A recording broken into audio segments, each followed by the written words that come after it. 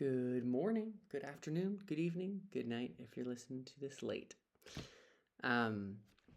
We are talking about week 8, day 4, Thursday, November the 6th, 2025.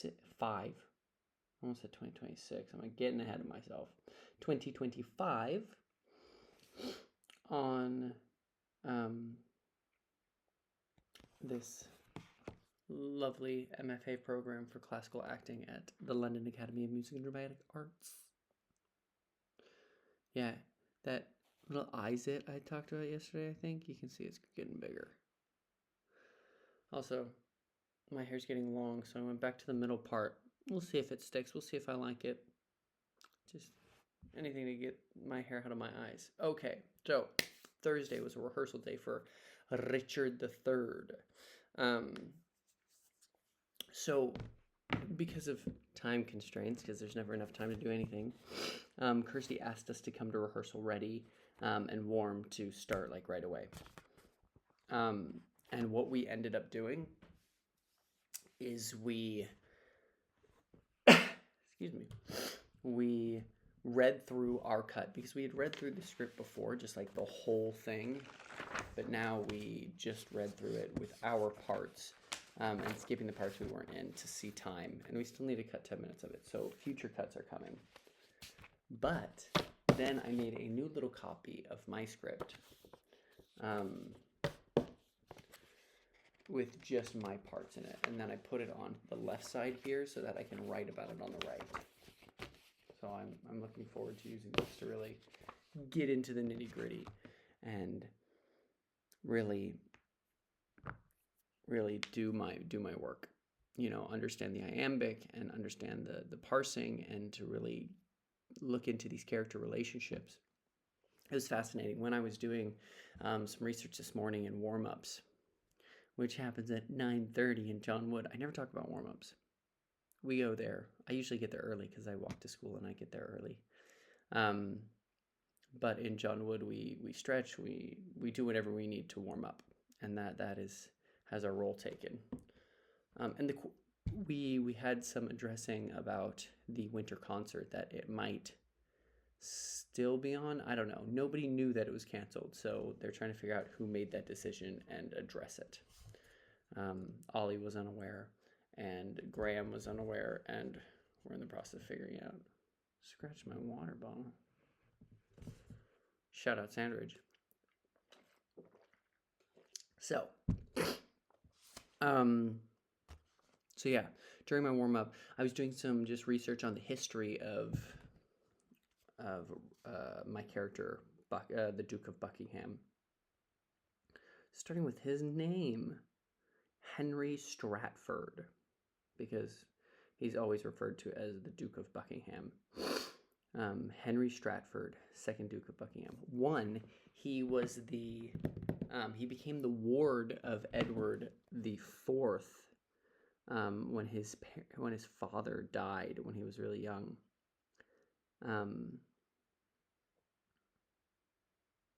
He became the Earl of Stratford when his dad died, and he was made ward of King Edward IV. And King Edward IV is the king who's like sick at the beginning and who's Richard's brother. And so I should have a lot of connection to Elizabeth. I should talk to JL about that. Because she's like basically my mother. She raised me. Yeah, because when was it?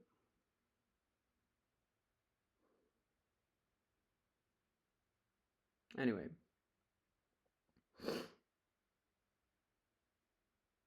Yeah. But what I thought was really interesting was the fact that he was executed when he was 28 years old. And in the versions I've seen, he's always older. And of course, life was different back then. Like, however, 28 is like middle-aged.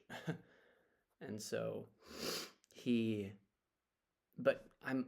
outlived the Duke of Buckingham. What was it? Stratford? Something Stratford? Henry Stratford, right? and there's questions about him having been more actively involved in things, and maybe even hoping to become king himself through an adjacent line. Yeah, but so I only have like a page and a half of notes because I really didn't end up working a ton. So at the beginning, we read through the script, and then we broke for lunch. And during lunch, I printed off my script and I did what I could. And then I came back because I'm going to fill in scene 2, Act 1, Scene 2, as a pallbearer carrying Anne's father. Yeah, father, who Richard killed when Richard is like, yo, marry me. After I killed your husband and your father, marry me. And he does, and then kills her later. So I was planning on getting a ton of work done yesterday and just sitting down and pounding it out. But I was kneeling for most of that scene, just kind of filling in as a body and giving some reactions and giving a little bit. But that scene took a long time. We were scheduled for like an hour and a half or so to go from, what was it, like 2-ish to 3:30, but that turned into 2-ish to 4-ish. And then the scene I was actually in, Scene 3, Act 1, Scene 3, we only did a very early part of it before Margaret enters. And I did like 3 lines. So I didn't work a ton yesterday, which I'm still figuring out how I feel about that. Because disappointed seems too strong. Frustrated seems too strong. But I was like dissatisfied. I don't know. I was hoping that I could get more work, especially once I saw like her working with Hannah and really getting into it. I was like, oh, I want that. But then, I said my 3 lines, didn't get a note. And then, well, besides like, don't go into the space, stay at the edge, which is totally fine. I'm not the focus of that. But it did leave me like, okay, yeah, okay, kind of a thing. So that being said, and that took us all the way to 5:30. We almost stayed later, but then the building was closing because we were in Call It House, and other people had to leave. So, yeah, I'm just gonna read out my notes, and that'll probably be it for today. So you're welcome, Jado, who doesn't watch my videos. So come to rehearsal ready, warm, and good to go at 10 a.m., ready to start. So we don't have to dilly-dally or gather our things or anything. You're just 10 a.m., let's go. Did we learn anything from our homework was a question that we started with. Did we learn anything about the scansion, about the rhythm, how it informs things? I've been working a lot on the first monologue, the Now is the Winter of Our Discontent, because that is the prologue I'm working for in George's class. Oh, also there's a little debacle about that. George was available to work with people, but there was never communication, and so people were waiting around for him, but there was no confirmation that he received. So, yeah, lots of waiting around yesterday, but that's so typical to the industry as well, so it's not a big problem. I feel like I look extraordinarily pale. And then I just wrote down like someone who was 28 could have acted like they were 50 because of the position and the responsibility and the death expectation, right? And also, Kirsty said we won't worry about age of the characters. Like, someone's playing an 80-year-old Duchess. I think it's Katie. Katie's playing the Duchess. Yeah, so somebody's playing an 80-year-old Duchess, and other people are playing different ages. So we're not gonna worry about ages. Then oftentimes we hate the things we cannot have, and that's why Richard has this hatred for women, because he can't be with women. He wants to be with women, but they find him unappealing. And then it's not the hardest thing in the world. That was fascinating. Kirsty said, acting, it's not the hardest thing in the world. And I think for some people, they would say it is. And I just think it's fascinating. There's something to ponder and to think about how different things are hard for different people. Like if you do the work and you've learned how to do things, rocket science is just rocket science. You know, maybe you're just gifted with math. And for other people, it's extraordinarily hard. They have to rewire their brain. They have to think things through. And so some people are just afraid of talking in front of people. Public speaking is the hardest thing in the world. But like for me, I could get up and talk to anybody, you know? And so that's just interesting I don't think we should minimize things. I just think there's something about recognizing that. I don't know, wrote it down. I thought it was interesting. Another quote from Kirsty, I believe: do the work, then have the courage to let it all go, right? Because that's the goal. You need to do the work because then it's in you and you can draw from it and use it. But you can't let it go, or you can't just go for it until you've done the work. And everything is in service to your playable actions and to create informed choices. Then you can let it go, right? That work is all about those informed choices. Okay. Colin Cook used to say that work is your armor. It's what defends you against a director's bad suggestion, or it gives you the armor. It gives you the support for choices and ideas. Kirsty likes to say that it's freedom, that it allows you the freedom to explore because now you've done the work and you're like, well, according to Shakespeare, or according to the text, or according to my character, according to these things which I've done the work to know, it's all, I can play in these areas, right? Okay, when using double casting, as in like a character is playing two characters in the same show, in the same performance, it's cool because you can keep the shadow of a character alive, or a precursor to them, and you can have some thematic ideas there if you match up these characters. I think that of just seeing Hamlet at the National, and the man who played the king also played the gravedigger. Maybe there's something there. Then we read through our cut of Richard III. Sitting in the chairs in a circle, we wanted to be more supported, so we didn't just sit on the ground.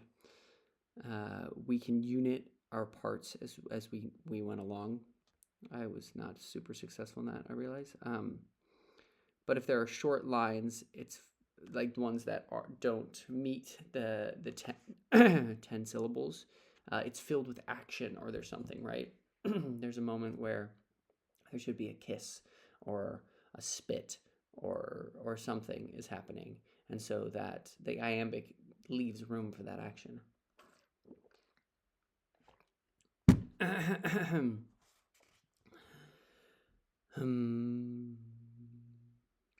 Lost my spot.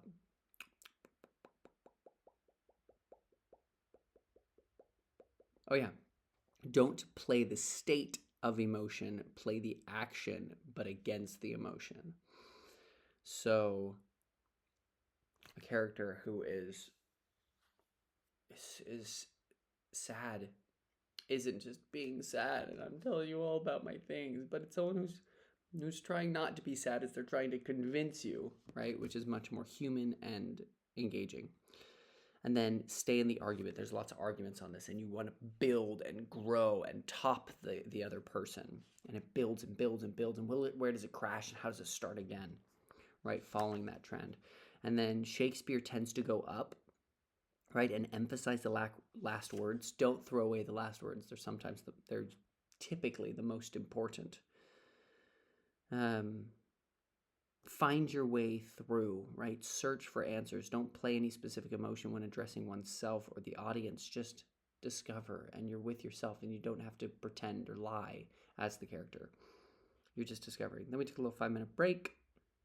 Those were notes that I took during our read through. And then we talked a little bit about instrument music. I forgot this. And what instrument. And then the question as well, like, think about your character. What instrument does your character symbolize in the symphony of the piece? Is it like percussion or strings or woodwinds? What does your character fit. I think there is some benefit of kind of personifying your character through animals or verbs or colors or whatever it may be.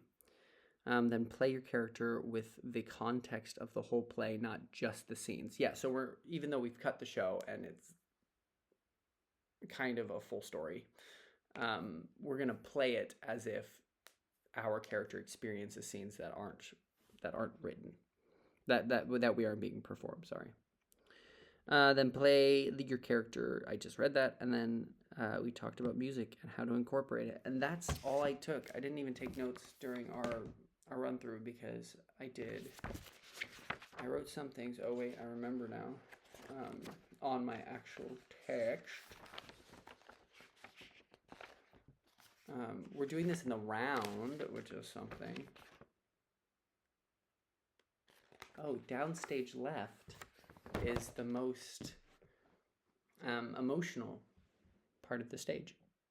Why? I don't know. I think it has to do, we learned about this in undergrad a little bit, but an audience and regular Americans and a lot of the world read left to right. And so left to right is the expectation. And so to come from stage, let me see. Yeah, so left for you, left to right. And then so if I come from stage left, right, this is my left, stage left, then it's, and downstage is just typically just more focus and draws more on a typical proscenium. So down left, it's like, oh, this is against my expectation. Villains enter from stage left a lot. Anyway, so that was the day. It was a lot of waiting. I got to learn how to better utilize my time, and I'm interested to do that. But anyway, it's Friday now, which is crazy. There's a big showcase concert tonight for Black History Month, which was in October in the UK. So that's cool. Might go check that out. And yeah, it's great. Love y'all. Have a great time, day, life.